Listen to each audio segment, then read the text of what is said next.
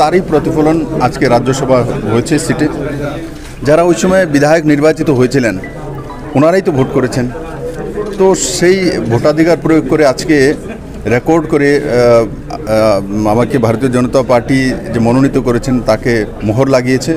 তার জন্য আমি সর্বোপরি আমাদের পার্টির সর্ববৃহৎ নেতা মাননীয় প্রধানমন্ত্রী নরেন্দ্র ভাই মোদীজি এবং পার্টির আমাদের সর্বভারতীয় সভাপতি আদরণীয় শ্রী জেপি নাড্ডাজি, দেশের প্রিয় গৃহমন্ত্রী শ্রী অমিত ভাই শাহজি, আর সর্বোপরি ত্রিপুরার সমস্ত আপামর জনসাধারণ, আমার সমস্ত এমএলএরা, আইপিএফটির সমস্ত এমএলএরা, ত্রিপুরা রাজ্যের মাননীয় মুখ্যমন্ত্রী, আমাদের দুইজন প্রভারী রয়েছেন ডক্টর মহেশ শর্মাজি এবং ডক্টর সম্বিত পাত্রাজি রয়েছেন যে নর্থ ইস্টের কোঅর্ডিনেটর। আমি সবাইকে ধন্যবাদ জানাই।